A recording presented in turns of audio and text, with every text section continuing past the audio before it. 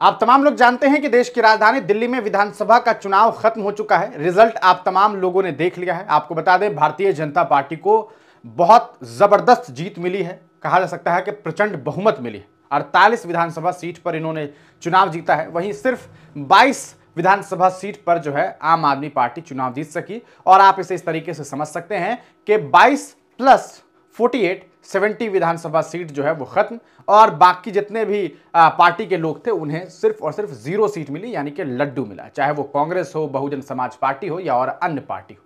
आपको बता दें, इस बीच अगर बात की जाए मुस्लिम प्रत्याशियों की, तो पिछले बार की अगर बात करें 2020 में जब विधानसभा का चुनाव हुआ तो दिल्ली में कुल 5 मुस्लिम विधायक देखने को मिले थे। लेकिन इस बार ये संख्या एक और कम हो गई है और अब 4 मुस्लिम विधायक जो हैं पूरे दिल्ली में आपको देखने को मिलेंगे। यानी कि पूरी दिल्ली में 4 विधानसभा सीट पर मुस्लिम प्रत्याशी की जीत हुई है और वो चारों के चारों आम आदमी पार्टी के प्रत्याशी हैं। अगर बात करें पहले प्रत्याशी को लेकर के, तो वो है आम आदमी पार्टी के प्रत्याशी अमानतुल्लाह खान, जिन्होंने तीसरी बार जो है वो इस बार ओखला विधानसभा से जो है चुनाव जीत करके जो है कहीं ना कहीं ये पैगाम दिया कि आज भी अमानतुल्लाह खान से मोहब्बत करने वाले लोग ओखला में मौजूद है। जबकि आप जानते हैं कि ये वो सीट है जहां पर असदुद्दीन ओवैसी की पार्टी ने शिफाउर रहमान को टिकट दिया था, जो दिल्ली दंगे के फसादात के इल्जाम में आरोप में जेल में कैद है। लोगों को यह लगा था कि शायद मुस्लिम समाज के जो लोग हैं वो सीधे तौर पर इस बार शिफाउर रहमान को वोट देंगे, कहीं ना कहीं वो पीड़ित हैं। लेकिन इसके बावजूद ये देखने को मिला कि भले युवाओं ने और महिलाओं ने अमानतुल्लाह खान के खिलाफ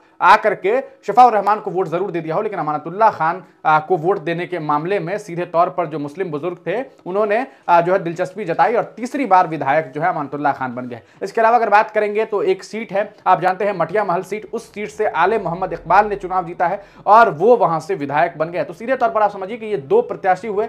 और अगर तीसरे प्रत्याशी की बात करेंगे तो वो है इमरान हुसैन, जो बल्ली मरान सीट है, आप जानते काफी चर्चित सीट थी और बल्ली मरान से जो है इमरान हुसैन ने चुनाव जीत लिया है। तो ये तीसरे प्रत्याशी मुस्लिम प्रत्याशी हैं जिन्होंने इस बार जो है वो दिल्ली में कामयाबी हासिल की। वहीं चौथे मुस्लिम प्रत्याशी जो है वो चौधरी जुबैर अहमद हैं, जो सीलमपुर से चुनाव लड़े और वहां पर जो है इन्होंने जीत हासिल की है। तो ये वो 4 नेता हैं जिन्होंने कहा जा सकता है इस बार दिल्ली में कामयाबी हासिल की है। तो देश की राजधानी दिल्ली में जब सदन चलेगा तो 70 लोगों में 4 मुस्लिम समाज के लोग भी होंगे। आपको बता दें, अगर आप रेशियो वाइज देखेंगे तो ये रेशियो काफी कम है, 10% से भी कम है।